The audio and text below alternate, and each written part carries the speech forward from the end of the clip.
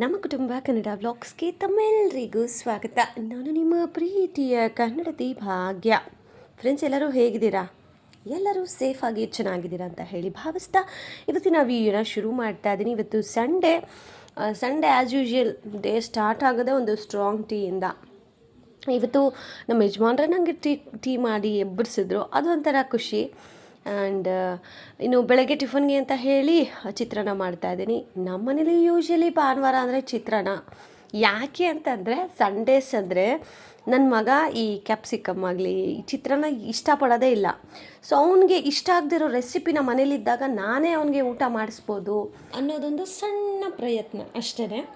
And usually ನಾವು ಎಲ್ಲಾದರೂ ನೆಂಟರ ಮನೆಗೆ ಅಥವಾ ಎಲ್ಲಾದರೂ ಟ್ರಿಪ್ ಹೋದಾಗ ಅಲ್ಲೆಲ್ಲ ಚಿತ್ರಾನ್ನ ತಿನ್ನೋದೇ ಇಲ್ಲ. ನಾನು ತುಂಬ ಸತಿ ಇದನ್ನು ಅಬ್ಸರ್ವ್ ಮಾಡಿದ್ದೀನಿ. ನಾವು ಎಲ್ಲಾದರೂ ಹೋದಾಗ ನಮ್ಗೆ ಇದೇ ಬೇಕು ಅದೇ ಬೇಕು ಅನ್ನೋದಕ್ಕೆ ಆಗೋದಿಲ್ಲ. ಲಾಸ್ಟ್ ಟೈಮ್ ನಾವು ಶಿರ್ಡಿಗೆ ಹೋಗಿ 1 ವರ್ಷ ಆಯಿತು ಗೈಸ್. ಸೊ ಆವಾಗಲೂ ಅಷ್ಟೇ ಅವ್ನು ಸರಿಯಾಗಿ ಊಟ ಮಾಡ್ತಿರ್ಲಿಲ್ಲ. ನಂಗೆ ಇದು ಬೇಡ ಅದು ಬೇಡ ತುಂಬ ಕಂಡೀಷನ್ ಹಾಕೋನು. ಬಟ್ ಇವಾಗಂತೂ ನಾನು ಎಲ್ಲದನ್ನೂ ರೂಢಿ ಮಾಡಿಸ್ಬೇಕು ಮಕ್ಕಳಿಗೆ ಅನ್ನೋದೊಂದು ಇದ್ರ ಮೇಲೆ ಈ ಥರ ಚಿತ್ರಾನ್ನ ಇಷ್ಟ ಇಲ್ಲ ಅವನಿಗೆ. ಸೊ ಸಂಡೇಸ್ ನಾನೇ ಮಾಡಿ ಊಟ ಮಾಡಿಸಿದ್ರೆ ಅದೊಂಥರ ಖುಷಿ. ಸೊ ಇವತ್ತು ಸಂಡೇ ಒಂಥರ ಹ್ಯಾಪಿ ಆ್ಯಂಡ್ ಒಂದು ರೀತಿ ಪಾಸಿಟಿವ್ ವೈಬನ್ನು ಶೇರ್ ಮಾಡ್ತೀನಿ. ಇನ್ನು ಮುಂದೆ ನನ್ನ ವೀಡಿಯೋಗಳಲ್ಲಿ ನೆಗೆಟಿವ್ ಬರಲೇಬಾರ್ದು ಅಂತ ಒಂದು ಸ್ಟ್ರಾಂಗ್ ಡಿಸಿಷನನ್ನು ಮಾಡಿದ್ದೀನಿ. ಯಾಕೆ ಅಂತಂದರೆ ನೆಗೆಟಿವ್ ಮಾಡೋರು ತುಂಬ ಜನ ಇರ್ತಾರೆ. ಅದನ್ನು ನಾವು ತಲೆಗೆ ಹಾಕ್ಕೊಂಡ್ರೆ ನಮ್ಮ ಜೀವನ ನಮ್ಮ ತಲೆನೇ ಹಾಳಾಗೋದು. ಸೊ ಬಿಟ್ಬಿಡೋಣ. ಸೊ ಕಾಲಾಯ ತಸ್ಮೈ ನಮಃ. ಕಾಲನೇ ಎಲ್ರಿಗೂ ಉತ್ತರವನ್ನು ಕೊಡುತ್ತೆ, ಇಷ್ಟೇ. ತುಂಬ ಮೆರಿತೀವಿ ಅಂತ ಅಂದರೆ ಭಗವಂತ ನೋಡ್ತಾ ಇರ್ತಾನೆ. ಮೆರೆದಷ್ಟು ಎಲ್ಲಿ ಕಡಿವಾಣ ಹಾಕಬೇಕು. ಈಗ ಒಂದು ಸಮುದ್ರನೂ ಬೇಡ, ಒಂದು ಅಣೆಕಟ್ಟು ತುಂಬ ನೀರು ಬಂತು ಆಯಿತಾ, ಸರ್ಟನ್ ಟೈಮಲ್ಲಿ ಅದನ್ನು ಓಪನ್ ಮಾಡಲೇಬೇಕು ನಾವು ಅಲ್ವಾ. ಓಪನ್ ಮಾಡ್ತೀವಿ, ತುಂಬ ಹೊಲಗಳು ಆವಾಗ ಎಲ್ಲ ನೀರಲ್ಲಿ ಕೊಚ್ಕೊಂಡು ಹೋಗಿ ತುಂಬ ಜನ ಅದೇನೇನೋ ಪೂಜೆ ಎಲ್ಲ ಮಾಡ್ತಾರೆ. ತಾಯಿ ಸಮಾಧಾನ ಆಗಮ್ಮ ಹಂಗೆಲ್ಲ ಅಲ್ವಾ. ಪೂಜೆ ಎಲ್ಲ ಮಾಡ್ತೀವಿ, ದೇವರು ಶಾಂತಿಯಾಗಿ ಒಂದೆಷ್ಟು ದಿನ ಓಕೆ. ಬಟ್ ಅದೇ ನಾವು ಅಣೆಕಟ್ಟು ಕಟ್ಟದೇ ಇದ್ದಿದ್ದರೆ, ಪ್ರತಿದಿನ ನೀರು ಬರೋ ಹಾಗಿದ್ದರೆ ಹಳ್ಳಿಯ ಒಂದು ಪರಿಸ್ಥಿತಿ ಹೇಗಿರುತ್ತೆ ಅಷ್ಟೇ. ಭಗವಂತನೂ ಅಷ್ಟೇ ಕೊಡ್ತಾ ಇರ್ತಾನೆ. ಬಟ್ ಒಂದು ಸತಿ ಅಡ್ಡ ಹಾಕಿದ್ರೆ ಅಂದರೆ ಕಡಿವಾಣ ಹಾಕಿಬಿಟ್ರೆ ಗೊತ್ತಾಗುತ್ತೆ. ಸೊ ಅದಕ್ಕೇ ಕಾಲಾಯ ತಸ್ಮೈ ನಮಃ.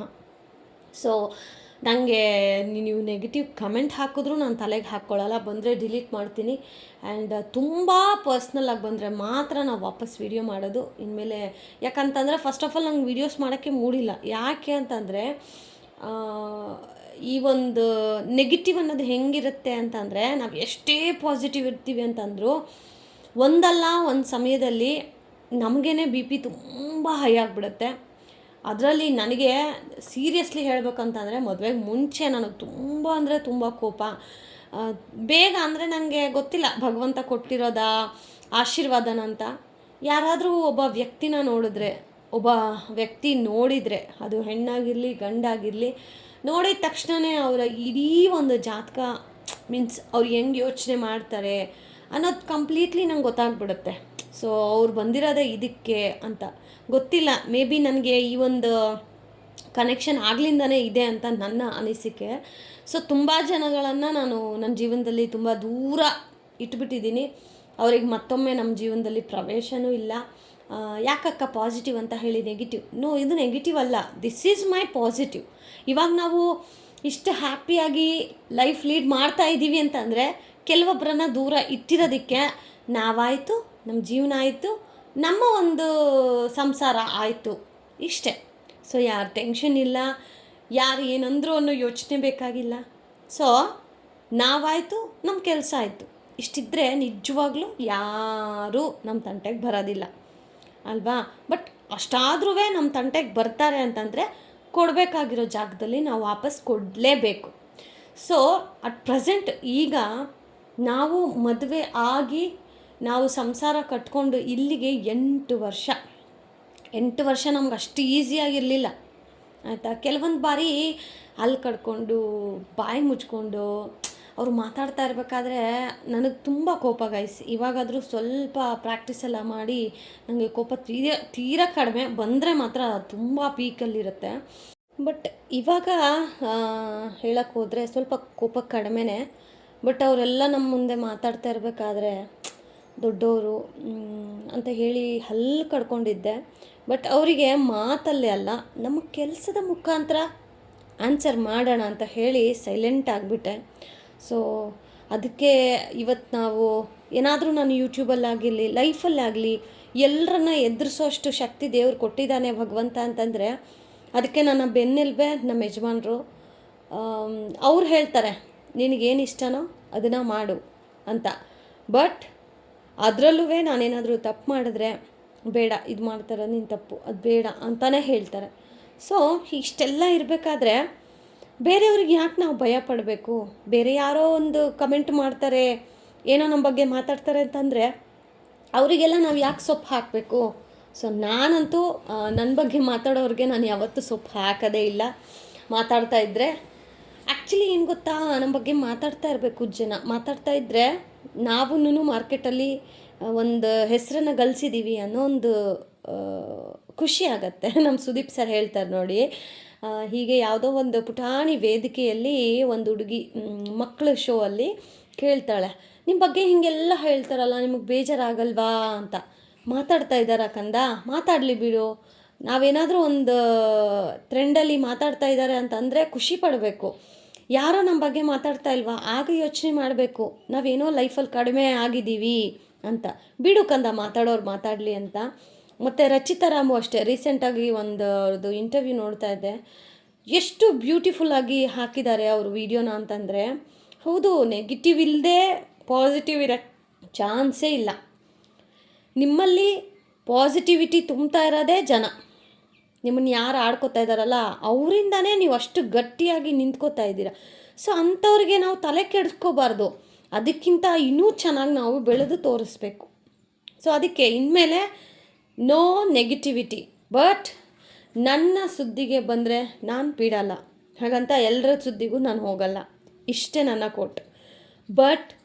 ಬಟ್ ಇವತ್ತಿನ ಒಂದು ವಿಡಿಯೋದಲ್ಲಿ ಆದಷ್ಟು ಖುಷಿ ವಿಚಾರಗಳನ್ನು ಹಂಚ್ಕೊಳ್ಳೋಕ್ಕೆ ನಾನು ಪ್ರಯತ್ನ ಪಡ್ತೀನಿ. ಇನ್ನು ಮುಂದೆ ನಮ್ಮ ಕುಟುಂಬ ಕನ್ನಡ ವ್ಲಾಗ್ಸ್ ಅಂತ ಏನಿದೆಯಲ್ಲ, ಮೊದಲೆಲ್ಲ ಎಷ್ಟು ಹ್ಯಾಪಿ ವ್ಲಾಗ್ಸ್ ಬರ್ತಾಯಿತ್ತೋ, ಸೊ ಇನ್ನು ಮುಂದೆನೂ ಅದೇ ಥರ ಬರುತ್ತೆ. ಬಟ್ ನನಗೆ ಪ್ರತಿದಿನ ವೀಡಿಯೋಸ್ ಹಾಕೋಕ್ಕಾಗ್ತಾಯಿಲ್ಲ ಗೈಸ್, ಬಿಕಾಸ್ ಗೊತ್ತಿಲ್ಲ ಈ ಚಳಿಗೋ ಅಥವಾ ಏನು ಅಂತ ನನಗೆ ವಿಡಿಯೋಸ್ ಹಾಕೋಕ್ಕಾಗ್ತಾಯಿಲ್ಲ. ಆ್ಯಂಡ್ ಇನ್ನೊಂದು ಏನು ಅಂತಂದರೆ, ಎಲ್ಲೋ ಕೂತಿರೋರಿಗೆ ಎಲ್ಲ ನಮ್ಮ ಒಂದು ಸೀಕ್ರೆಟ್ಗಳನ್ನು ಬಿಟ್ಕೊಡ್ತಾ ಇದ್ದೀನ ಅನ್ನೋ ಒಂದು ಗೊಂದಲನೂ ಇತ್ತು. ಸೊ ಅದಕ್ಕೆ ಒಂದು ಬೆಸ್ಟ್ ಅಂತ ಅಂದರೆ ಎಷ್ಟು ಬೇಕೋ ಅಷ್ಟು ವೀಡಿಯೋಸನ್ನು ಅಪ್ಲೋಡ್ ಮಾಡೋಣ. ಇನ್ಸ್ಟಾಗ್ರಾಮಲ್ಲಿ ಯಾರೆಲ್ಲ ಫಾಲೋ ಮಾಡ್ತಾರೋ ಅವ್ರಿಗೆ ಲೈಫ್ ಅಪ್ಡೇಟ್ ಸಿಗುತ್ತೆ ಸಾಕು ಅನ್ನೋ ಥರ ಡಿಸೈಡ್ ಮಾಡ್ಕೊಂಡಿದ್ದೀನಿ. ಆ್ಯಂಡ್ ಇವತ್ತು ನೋಡಿ ಗೈಸ್, ಓಪನಾಗಿ ಹೇಳ್ತಾ ಇದ್ದೀನಿ, as A wife, as A mother, as A home maker, I am very lucky. ನಿಜವಾಗ್ಲೂ ಹೇಳ್ತಾ ಇದ್ದೀನಿ. ತುಂಬ ಜನ ಮಾತಾಡಿದ್ದಾರೆ. ಸೊ ಅವರೆಲ್ಲ ಮಾತಾಡೋದಕ್ಕೇ ನನಗೆ ಈಗಲೇ ಅಂತಲ್ಲ, ಮದುವೆಗೆ ಮುಂಚಿಂದನೂ ನಂಗೆ ತುಂಬ ಹಠ ಕೋಪ ಜಾಸ್ತಿ. ನಾನು ಏನಾದರೂ ಒಂದು ಬೇಕು ಅಂತಂದರೆ ಅದು ನಂಗೆ ಬೇಕೇ ಬೇಕು. ಸೊ ಒಬ್ರ ಹತ್ರ ನಾನು ಮಾತಾಡೋದಿಲ್ಲ ಅಂತಂದರೆ ಆ ವ್ಯಕ್ತಿ ನನ್ನ ಅಪೋಸಿಟಲ್ಲಿ ಬಂದರೂ ನಾನು ತಲೆ ಎತ್ತಿ ಆ ವ್ಯಕ್ತಿಯನ್ನು ನೋಡಲ್ಲ. ಇದು ನನ್ನ ಒಂದು ಅಭ್ಯಾಸ ಆಗ್ಲಿಂದನೂ. ಈಗಲೂ ಅಷ್ಟೇ, ನಂಗೆ ಇಷ್ಟ ಆಗಿಲ್ಲ ಅಂತಂದರೆ ಅವ್ರನ್ನ ಬ್ಲಾಕ್ ಮಾಡ್ತೀನಿ, ನಂಬರ್ ಡಿಲೀಟ್ ಮಾಡ್ತೀನಿ. ನಂಗೆ ಅವ್ರು ಬೇಕಾಗೇ ಇಲ್ಲ. ಓಕೆ, ರಾಯರಿದ್ದಾರೆ ಆ ಭಗವಂತ. ಸೊ ನಂಗೆ ಆ ಭಗವಂತನ ಮುಂದೆ ಯಾರೂ ದೊಡ್ಡವರಲ್ಲ ಗೈಸ್. ಸೊ ಇನ್ನು ಲೈಫ್ ಎಕ್ಸ್ಪೀರಿಯನ್ಸ್ನ ಶೇರ್ ಮಾಡ್ತಾ ಇಲ್ಲಿ ಈಗ ಬನ್ನಿ ಸಂಡೇ ವ್ಲಾಗ್ ಹೇಗೆಲ್ಲ ಇತ್ತು ಅಂತ ಹೇಳಿ ತೋರಿಸ್ತಾ ಇದ್ದೀನಿ. ಬೆಳಗ್ಗೆನೇ ಚಿತ್ರಾನ್ನ ಮಾಡಿದ್ವಿ, ಅದಾದಮೇಲೆ ಮೊಟ್ಟೆನೂ ಬೇಯಿಸಿದ್ದೆ. ಬಿಕಾಸ್ ಮೊಟ್ಟೆ ಜಾಸ್ತಿ ತಿನ್ನಬಾರ್ದು, ನಮ್ಮ ಮನೇಲಿ ಸ್ಟಾಕ್ ಇರುತ್ತೆ.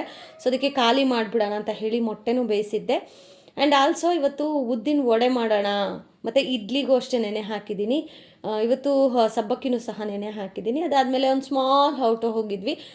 ಯಾವುದು ವೀಡಿಯೋ ಮಾಡ್ಕೊಳ್ಳಿಲ್ಲ ನಾನು ಹೇಳಿದ್ನಲ್ಲ, ಕೆಲವೊಂದು ಮಾತ್ರ ಮಾಡ್ತೀನಿ, ಕೆಲವೊಂದೆಲ್ಲ ನಮ್ಮದು ಅಂತ ಒಂದಷ್ಟು ಪ್ರೈವೇಸಿ ಇರುತ್ತೆ. ಸೊ ಅದನ್ನೆಲ್ಲ ಮಾಡೋಕ್ಕೆ ಹೋಗೋದಿಲ್ಲ. ಸುಮ್ಮನೆ ಹಾಗೇ ಒಂದು ಲಾಂಗ್ ಡ್ರೈವ್ ಥರ ಹೋಗಿ ಬಂದ್ವಿ. ಬೆಳಗ್ಗೆ ಚಿತ್ರಾನ್ನ ತಿಂದಿದ್ವಲ್ಲ, ಮಧ್ಯಾಹ್ನನೂ ಸ್ವಲ್ಪ ಚಿತ್ರಾನ್ನ ಇತ್ತು, ಅದ್ರ ಜೊತೆಗೆ ಸ್ವಲ್ಪ ಸ್ನ್ಯಾಕ್ಸ್ ಅಂತ ಹೇಳಿ ತೊಗೊಂಡು ಬಂದಿದ್ವಿ, ಸಮೋಸು ಜಿಲೇಬಿ ಇದೆಲ್ಲ. ಈಗ ಅದನ್ನೇ ತಿನ್ಕೊಳ್ಳೋಣ, ಇನ್ನು ರಾತ್ರಿಗೆ ಏನಾದರೂ ಅಡುಗೆ ಮಾಡೋಣ ಅಂತ ಹೇಳಿ ಮಾತಾಡ್ಕೋತಾ ಇದ್ವಿ. ಆ್ಯಂಡ್ ಈಗ ವ್ಲಾಗ್ ನೋಡ್ತಾ ಹೋಗಿ, ರೆಸಿಪಿನೂ ಶೇರ್ ಮಾಡಿದ್ದೀನಿ, ನೋಡ್ತಾ ಹೋಗಿ. ಆ್ಯಂಡ್ ಈಗ ನಮ್ಮ ಲೈಫಿನ ಸಕ್ಸಸ್ ಅನ್ನೋದು ಶೇರ್ ಮಾಡ್ತಾ ಹೋಗ್ತೀನಿ. ನಿಮಗೆ ತಮ್ಮನೇಲಿ ನೋಡಿದ ತಕ್ಷಣ ಗೊತ್ತಾಗಿರುತ್ತೆ, ಸಕ್ಸಸ್ ಅನ್ನೋದು ಅಷ್ಟು ಈಸಿ ಯಾರ ಜೀವನದಲ್ಲೂ ಸಿಗೋದಿಲ್ಲ. ಎಲ್ಲರೂ ಅವ್ರದ್ದೇ ಆದಂತಹ ಏಳು ಬೀಳು ಕಷ್ಟಗಳನ್ನು ಎದುರಿಸ್ಕೊಂಡು ಸಕ್ಸಸ್ ಅನ್ನೋದನ್ನು ನೋಡಿರ್ತೀವಿ, ಎಲ್ಲರ ಜೀವನದಲ್ಲೂ ಅಷ್ಟೇನೆ. ಬಟ್ ನಮಗೆ ಮದುವೆ ಆಗಿ ಅವ್ರ ಜೀವನದಲ್ಲೂ ಅಷ್ಟೇ, ನನ್ನ ಜೀವನದಲ್ಲೂ ಅಷ್ಟೇ, ಮದುವೆಗೆ ಮುಂಚೆ ಜೀವನ ತುಂಬ ಚೆನ್ನಾಗಿತ್ತು, ತುಂಬ ಅಂದರೆ ತುಂಬ ಚೆನ್ನಾಗಿತ್ತು. ಮದುವೆ ಆದಮೇಲೆ ಒಂದು ಟೈಮ್ ಅಂತ ಬಂತು ನೋಡಿ. ಆ್ಯಕ್ಚುಲಿ ಅವರು ನಾನು ಪ್ರೀವಿಯಸ್ ವಿಡಿಯೋದಲ್ಲೇ ಹೇಳಿದಾಗೆ ಅವರು ಇನ್ಫೋಸಿಸ್, ವೋಡಾಫೋನ್ ಅಲ್ಲೆಲ್ಲ ಕೆಲಸ ಮಾಡಿದವರು. ಮದುವೆಗೆ ಅಂತ ಹೇಳಿ ಒಂದು ಮದುವೆ ಆದಮೇಲೆ ಮತ್ತೆ ಒಂದಷ್ಟು ದಿನಗಳ ಕಾಲ ನನ್ನ ಜೊತೆ ಟೈಮ್ ಸ್ಪೆಂಡ್ ಮಾಡಬೇಕು ಅಂತ ಹೇಳಿ ನನ್ನ ಜೊತೆಗೇ ಇದ್ದರು. ಅದಾದಮೇಲೆ ಪರ್ಯಂತ ಕನ್ಸೀವ್ ಆದಾಗ ಲೈಫಲ್ಲಿ ತುಂಬ ಕ್ವಶನ್ಸ್ಗಳಿತ್ತು. ಈ ಮಗು ಬೇಕಾ ಬೇಡವಾ ಅನ್ನೋ ಥರನೂ ಇತ್ತು ನಮಗೆ. ಯಾಕೆ ಅಂತಂದರೆ ಯಾರೊಬ್ಬರದು ಬ್ಯಾಕ್ ಸಪೋರ್ಟ್ ಅನ್ನೋದು ನಮಗಿರಲಿಲ್ಲ. ಈಗಲೇ ಮಗು ಮಾಡಿಕೊಂಡ್ರೆ ನಾವು ಲೈಫಲ್ಲಿ ಸೆಟ್ಲಾಗೋದು ಹೇಗೆ, ಇವೆಲ್ಲ ಕೂತು ಯೋಚನೆ ಮಾಡಿದ್ವಿ. ಸರ್ಟನ್ ಟೈಮ್ ಅಂತ ಬಂದಾಗ ನಮಗೆ ಮಕ್ಕಳು ಮಾಡ್ಕೊಳ್ಳೋದಾ ಬೇಡವಾ ಅಂತ ಯೋಚನೆಗೆ ಹಿಡಿದಿದ್ವಿ. ಅದಾದಮೇಲೆ ನಮ್ಮ ಯಜಮಾನ್ರು ದೇವ್ರು ಕೊಟ್ಟಿದ್ದಾನೆ, ಕೊಟ್ಟ ಮೇಲೆ ನಾವು ಬೇಡ ಅಂತ ಹೇಳಬಾರ್ದು ಅಂತ ಹೇಳಿ ಪರ್ಯಂತ ನನಗೆ ಅವನೇ ಫಸ್ಟು ನನ್ನ ಒಂದು ಜೀವನದಲ್ಲಿ ಒಂದು ಹ್ಯಾಪಿ ಮೂಮೆಂಟ್ಸ್. ನಾನು ಮದುವೆ ಆದಾಗ ಒಂದು ಹ್ಯಾಪಿ ಮೂಮೆಂಟ್ಸ್ ಆದರೆ ನನ್ನ ಮಗ ಹುಟ್ಟಿದ್ದೊಂದು ಹ್ಯಾಪಿಯೆಸ್ಟ್ ಮೂಮೆಂಟು. ಸೊ ಮದುವೆ ಆಗಿ ಒಂದು 3-4 ತಿಂಗಳು ಚೆನ್ನಾಗೇ ಇತ್ತು ಜೀವನ. ಯಪ್ಪ ಮದುವೆ ಜೀವನ ಇಷ್ಟು ಚೆನ್ನಾಗಿರುತ್ತಾ ಅಂತ.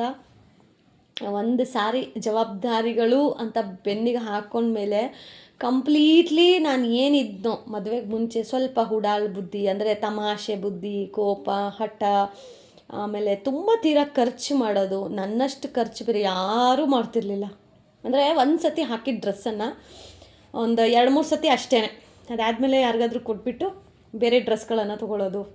ಹೀಗೆ ಮದುವೆ ಆದಮೇಲೂ ಸ್ವಲ್ಪ ಉಡಾಳು ಬುದ್ಧಿ ಇತ್ತು. ಒನ್ಸ್ ನನ್ನ ಮಗ ನನ್ನ ಹೊಟ್ಟೆಯಲ್ಲಿ ಬಂದ ಮೇಲೆ ಕಂಪ್ಲೀಟ್ ನಮ್ಮ ಲೈಫ್ ಅನ್ನೋದು ಚೇಂಜ್ ಆಗಿದ್ದು.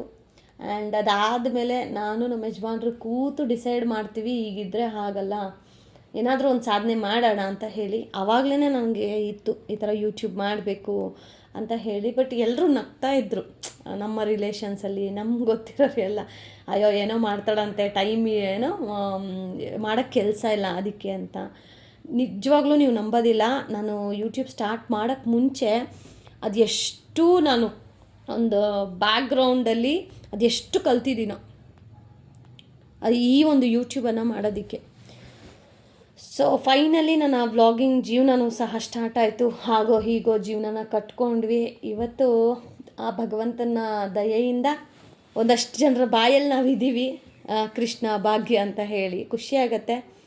ಬಟ್ ಯಾರೆಲ್ಲ ನಮ್ಮನ್ನು ಆಡಿಕೊಂಡು ಅಂದಿದ್ರೋ, ಓ ಇವರಾ ಬಿಡು ಅಂತ ಗೈಸ್ ನೀವು ನಂಬಲ್ಲ.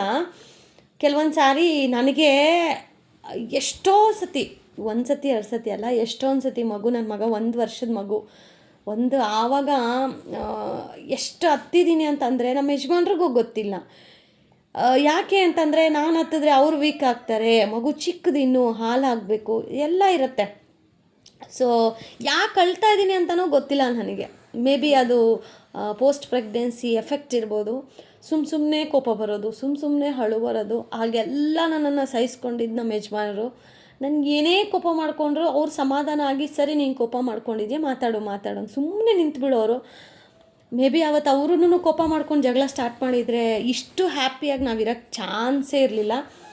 ಅವ್ರ ಸಮಾಧಾನ, ಅವರ ಒಂದು ಪೇಷನ್ಸ್ ಲೆವೆಲ್ಗೆ ನಾನು ಹ್ಯಾಟ್ಸ್ ಆಫ್ ಹೇಳಬೇಕು. ಅವರವತ್ತಷ್ಟು ಪೇಷನ್ಸಿಂದ ಇದ್ದು ನನ್ನನ್ನು ಸಹಿಸ್ಕೊಂಡಿದ್ದಕ್ಕೆ, ಅಂದರೆ ಎಲ್ಲ ವಿಚಾರದಲ್ಲೂ ಅಲ್ಲ, ಕೆಲವೊಂದು ವಿಚಾರದಲ್ಲಿ ನಾನು ಅವ್ರನ್ನ ಸಹಿಸ್ಕೊಂಡಿದ್ದೀನಿ. ಅವರು ಕೋಪ ನನಗೆ ತುಂಬ ಬರ್ತಾಯಿತ್ತು. ಅದು ಮೇನ್ ಒಂದು ರೀತಿ ಲೈಫಲ್ಲಿ ಅದು ಒಂಥರ ಮೈನಸ್ಸೇ ಗೈಸ್. ಯಾರೂ ಕೋಪ ಮಾಡ್ಕೋಬೇಡಿ. ಆದರೆ ಕೋಪ ಇರಲಿ, ಬಟ್ ಯಾವಾಗಲೂ ಕೋಪ ನಾಟ್ ವರ್ಕ್. ಸೊ ನನಗೆ ಕೆಲವೊಂದು ವಿಚಾರ ಹಂಚ್ಕೋಬೇಕಂತ ತುಂಬ ಆಸೆ, ಬಟ್ ಹಂಚ್ಕೊಂಡ್ರೆ ಸಂಬಂಧಗಳೆಲ್ಲ ದೂರ ಆಗ್ಬಿಡ್ತಾವೋ ಅಂತ ಭಯ. ಇವಾಗಿರೋದು ನಾನು, ನನ್ನ ಗಂಡ, ನನ್ನ ಮಗುನೇ, ಬೇರೆ ಯಾರೂ ಆಗೋದಿಲ್ಲ. ಬಟ್ ನೋಡೋ ಜನಗಳಿಗೆ ಅದು ಅನ್ನಿಸ್ಬಾರ್ದಲ್ವಾ, ಎಲ್ಲೋ ಬಿಟ್ಕೊಟ್ಬಿಟ್ರು ಅಂತ. ನಾನು ಯಾವತ್ತೂ ಯಾರನ್ನೂ ಬಿಟ್ಕೊಟ್ಟಿಲ್ಲ, ಅವರೇ ನನ್ನನ್ನು ಬಿಟ್ಕೊಟ್ಟಿದ್ದಾರೆ. ಕೆಲವೊಬ್ಬರಿಗೆ ಏನು ಗೊತ್ತಾ ಗೈಸ್, ಈಗ ದುಡ್ಡೇ ಜಾಸ್ತಿ ಹೆಚ್ಚಾಯಿತು, ಇಂಪಾರ್ಟೆನ್ಸ್ ಆಯಿತು ಅಂತ ಹೇಳ್ತಾರೆ. ಇವಾಗ ಒಂದು ಕಾಯಿನ್ಗೆ 2 ಮುಖಗಳು ಹೇಗಿರುತ್ತೋ ಹಾಗೆ ಒಂದು ವ್ಯಕ್ತಿಯಲ್ಲಿ ದುಡ್ಡು ಮುಖ್ಯ ಆಗಿದೆ ಅಂತಂದರೆ ಅವರ ಪರಿಸ್ಥಿತಿನ ಯಾರೂ ನೋಡೋದಿಲ್ಲ. ಕಾಯಿನಲ್ಲಿ 2 ಮುಖ ಹೇಗಿರುತ್ತೋ ಒಂದು ಮನುಷ್ಯನ ಜೀವನದಲ್ಲೂ ಅಷ್ಟೇ. ಒಂದು ಸಕ್ಸಸ್ ಪಡ್ಕೋಬೇಕು ಅಂತಂದರೆ ಅದ್ರ ಹಿಂದೆ ತುಂಬ ಕಷ್ಟ ಇರುತ್ತೆ. ಬಟ್ ಎಷ್ಟು ಈಸಿಯಾಗಿ ಹೇಳ್ಬಿಡ್ತಾರೆ ದುಡ್ಡೇ ಇವ್ರಿಗೆ ಹೆಚ್ಚಾಯಿತು ಅಂತ. ಹೌದು, ಎಲ್ರಿಗೂ ದುಡ್ಡು ಹೆಚ್ಚಾಯಿತು. ಇವಾಗ ನಮಗೆ ದುಡ್ಡು ಹೆಚ್ಚಾಯಿತು ಅನ್ನೋ ಒಂದು ಮಾತು ಏನು ಬರುತ್ತೋ ವಾಪಸ್ ಅದು ಅವ್ರಿಗೂ ಹೋಗುತ್ತೆ. ದುಡ್ಡು ಹೆಚ್ಚಾಗಿರಲಿಲ್ಲ ಅಂತ ಅಂದಿದ್ದಿದ್ರೆ ಮನುಷ್ಯತ್ವ ಇರಬೇಕಿತ್ತು. ಕಳ್ಕೊಂಡ ವ್ಯಕ್ತಿಗಳಿಗೆ ನಾವು ನಮ್ಮ ಜೀವನದಲ್ಲಿ ಬೆಲೆ ಕೊಡಬಾರ್ದು, ನಮ್ಮ ಜೀವನದಲ್ಲಿ ಅವ್ರನ್ನ ಆಹ್ವಾನನೂ ಸಹ ಮಾಡ್ಕೋಬಾರ್ದು. ಸೊ ಇವತ್ತು ನಾವಿಷ್ಟು ಹ್ಯಾಪಿಯಾಗಿ ಲೈಫ್ ಒಂದು ಸಕ್ಸಸ್ ಕಂಡಿದೆ ಅಂತ ಹೇಳೋಕ್ಕೆ ಇಷ್ಟಪಡ್ತೀನಿ. ಅದಕ್ಕೆ ಕಾರಣ ನಾನು, ನನ್ನ ಗಂಡ, ನಾವು ಕಟ್ಕೊಂಡಂತಹ ಈ ಸಂಸಾರ. ನಾನು ಇವತ್ತು ಹೇಳ್ತೀನಿ ಕೇಳಿ, ಯಾರಿಗೆ ಯಾರೂ ಆಗಲ್ಲ ಗೈಸ್. ಹೆಸರಿಗಿರ್ತಾರೆ ಆಯಿತಾ, ಎಲ್ಲರ ಜೀವನದಲ್ಲೂ ಅಲ್ಲ, ಕೆಲವೊಬ್ಬರ ಜೀವನದಲ್ಲಿ ನಮಗೆ ಅತ್ತೆ ಮಾವ ಯಾರೂ ಇಲ್ಲ. ನಾವೇ 0 to ಹೀರೋ ಆಗೋದು ಅಂತಾರಲ್ಲ, ಇನ್ನೂ ಹೀರೋ ಆಗಿಲ್ಲ ನಾವು, ಬಟ್ ನಮ್ಮ ಜೀವನಕ್ಕೆ ನಾವು ಹೀರೋಗಣೆ. ಬಟ್ ಇನ್ನೂ ಬೆಳಿಬೇಕು. ನಮಗೆ ನಾವು ಸಹಾಯ ಅಂತ ಕೇಳಿದಾಗ ಯಾರೆಲ್ಲ ನಮ್ಮ ಮೂತಿ ಹಿಂಗೆ ಮುರಿದು ಹೋಗಿದ್ರೋ ಅವ್ರಿಗೆ ಸಹಾಯ ಮಾಡೋಷ್ಟು ಭಗವಂತ ಕೈಗೆ ನಮಗೆ ಆಶೀರ್ವಾದ ಮಾಡಲಿ. ಆ್ಯಂಡ್ ತುಂಬ ಜನಕ್ಕೆ ಏನೂ ಇಲ್ಲದೆ ಇರ್ತಾರೆ ಗೊತ್ತಾ, ಅಂಥವ್ರಿಗಾದರೂ ಸಹಾಯ ಮಾಡೋಷ್ಟು ಭಗವಂತ ಚೆನ್ನಾಗಿಡ್ಲಪ್ಪ ಅನ್ನೋದಷ್ಟೇ ಆಸೆ. ಸೊ ಇದು ನನ್ನ ಸಕ್ಸಸ್ ಹ್ಯಾಪಿನೆಸ್ ಹಿಂದಿರುವಂತಹ ಒಂದು ಕತೆ. ನೀವೆಲ್ಲರಿಗೂ ಇಷ್ಟ ಆಗಿದೆ ಅಂತ ಹೇಳಿ ಭಾವಿಸ್ತೀನಿ. ಆ್ಯಂಡ್ ಕೊನೆಯದಾಗಿ ಒಂದು ಮಾತು ಹೇಳ್ತೀನಿ ಗೈಸ್, ಯಾರನ್ನು ನಂಬ್ಕೊಂಡು ಜೀವನ ಮಾಡಬೇಡಿ. ಗಂಡಂಗೆ ಹೆಂಡತಿ, ಹೆಂಡತಿಗೆ ಗಂಡ, ಮಕ್ಕಳಿಗೆ ಅದನ್ನು ನೀವು ಕಲಿಸ್ಬೇಕು ಜವಾಬ್ದಾರಿ ಏನು ಅಂತ ಹೇಳಿ.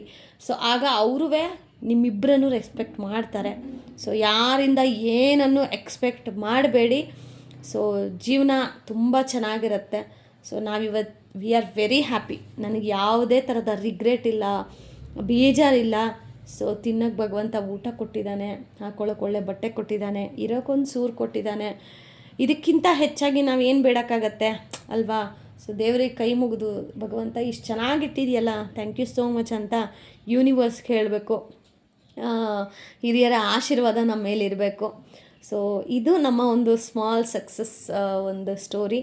ಹೋಪ್ ಇವತ್ತಿನ ವೀಡಿಯೋ ನಿಮ್ಮೆಲ್ಲರಿಗೂ ಇಷ್ಟ ಆಗಿದೆ ಅಂತ ಹೇಳಿ ಭಾವಿಸ್ತಾ ಇವತ್ತಿನ ವೀಡಿಯೋನ ಇಲ್ಲಿಗೆ ಎಂಡ್ ಮಾಡ್ತೀನಿ. Thank you so much for watching friends. Lots of love. Bye bye.